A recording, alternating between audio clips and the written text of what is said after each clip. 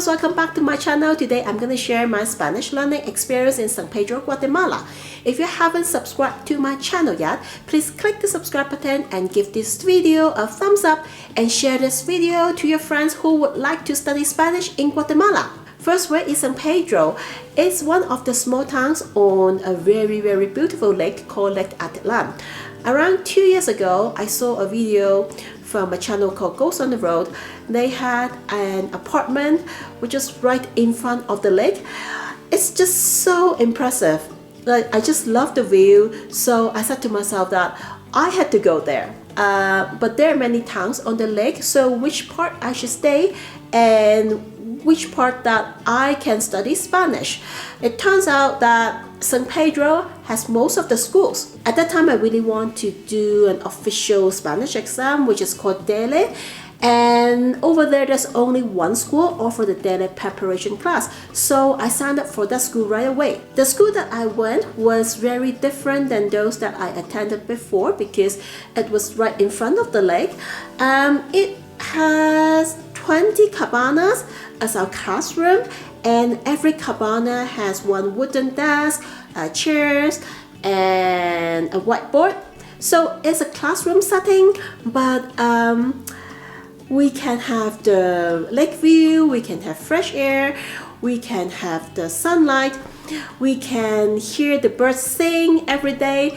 So it's just so lovely, and you don't feel like you're really in a class. It also has some regular classroom. We went there if the weather was bad or we needed the Wi-Fi for the online materials. My teacher was an energetic young lady. She was in my previous videos before.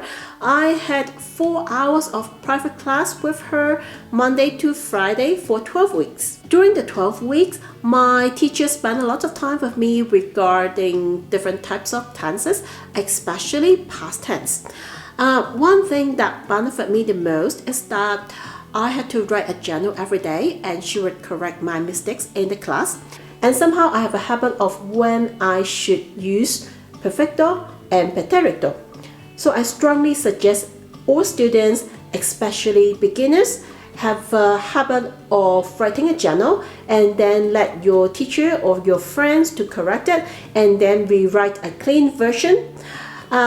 It's just so helpful. I didn't only have class in school. Every twice a week, my teacher would bring me to a local festival or a field trip, or she would teach me a local cuisine. So it's such a good opportunity to learn about the local culture. My school didn't have too many activities as the lake was very calm. However, they offered like salsa class or visiting some local businesses like once a week.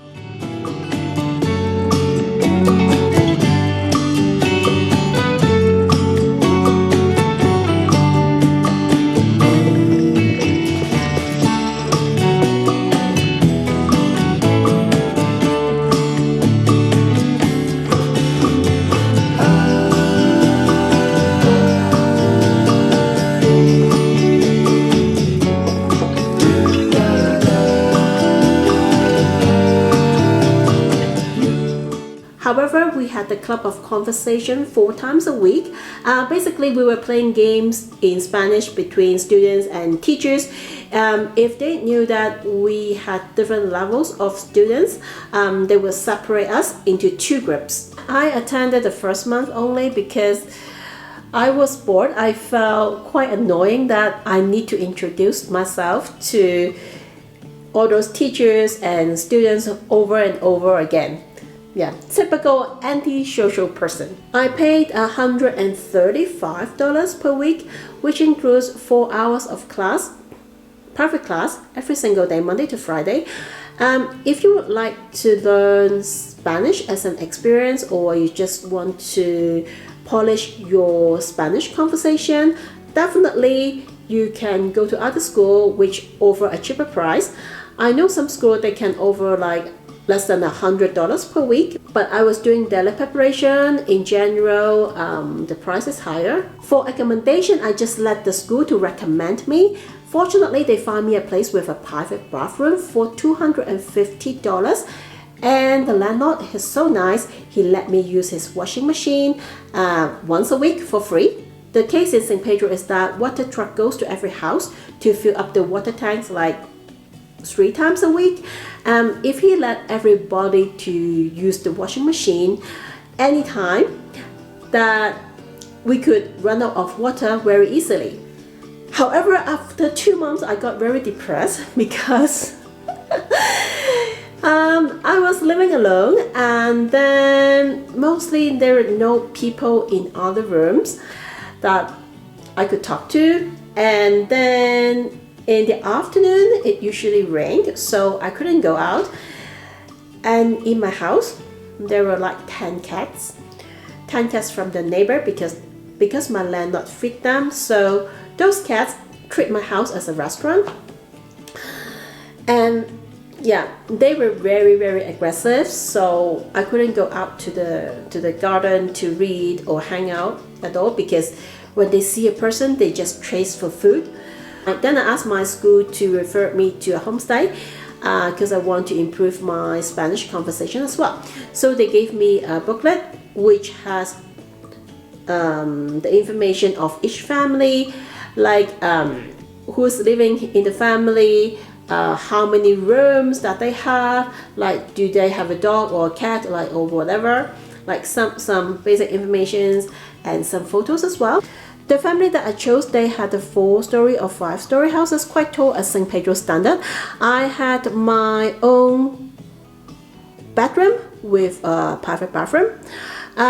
It's not very big. The bedroom is quite tiny, but it's comfortable and it's clean.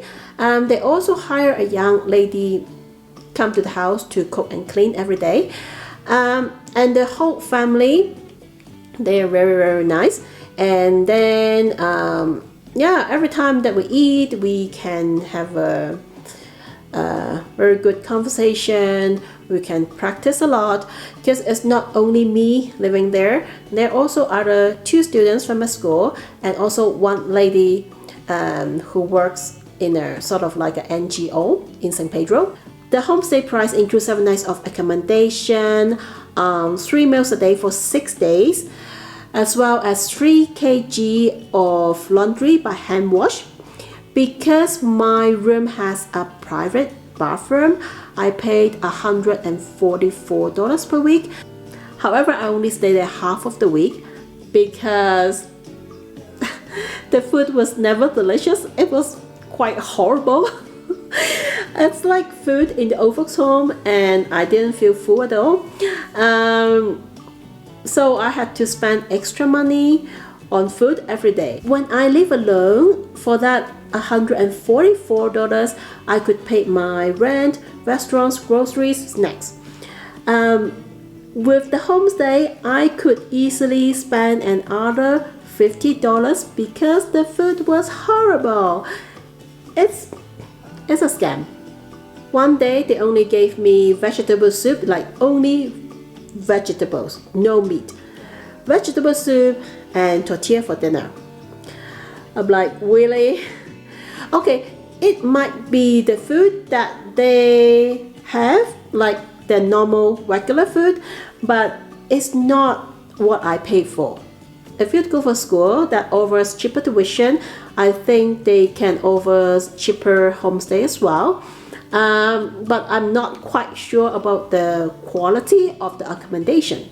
Then I moved to a very nice apartment which is on the top floor of the house, so I can have my rooftop as well. Also kitchen and washing machine, but it's quite expensive. It's $25 per night. However, I could concentrate on my work. I could do more videos, so that's okay. The exam was in mid-February, but I left the school by the end of December. I did build a sort of foundation on grammar and writing, but I was so confused. I was very insecure because those exam exercises were very difficult. One of the reasons is that because they use Spanish, and there were a lot of vocabularies in each exercise, and I just had no clue. And the time that I could spend on those exercises was very, very little. I had difficulties with listening. I knew it since the beginning, and I did raise my concern to my teacher. It seems like she didn't get it, and she didn't really help me with that. So I thought, I should change the way. I should go somewhere else which can cater me more. I don't know how everyone prepares their exam, but for me, when I was preparing my exams in high school, or when I was preparing exam for my music theory, I just did past papers over and over again in order to learn. So is San Pedro a good place or is a bad place for learning Spanish? Well, it depends on what you want. The environment is unbeatable. For learning casual Spanish and culture, I think it's quite a nice place because it has a lot of indigenous people there. Regarding tuition, is around $5 to $7 per hour for a private class. It's similar to Antigua, but the cost of living is lower. However, if you would like to have more activities, definitely is in Antigua, because San Pedro is quite a small town, and then other than San Pedro, you can only go to other small towns on the lake, and you need to take a boat, which is not cheap. But if you need Spanish for your jobs or for your business, I don't think San Pedro is the place to go because their lifestyle is very simple. I find that sometimes something for us is very common, for them it doesn't exist. So instead of using your time to learn what you want, you're using your time to explain to your teachers what actually is. And I find that most of the time I don't get a proper answer. So if you would like to learn Spanish for your job or for business, I would recommend to go to big cities. I think Shella is okay, or if you can afford it, use a teacher from Spain. It just makes your study more efficient and sensible. Okay, that's it for my honest review. If you like this video, please give me a thumbs up, subscribe to my channel, and share it to your friends who would like to study in Guatemala. I'll see you next time. Bye!